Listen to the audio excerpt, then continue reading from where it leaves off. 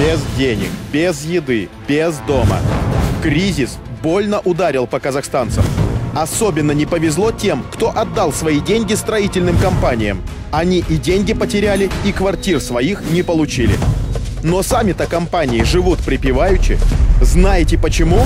За ними стоит младшая дочь президента Назарбаева. И вот через какое-то время вокруг Алии Назарбаевой обросло еще более десятка компаний строительных, которые стали вотчиной Алии Назарбаевой. В частности, компания «Куат» там появилась.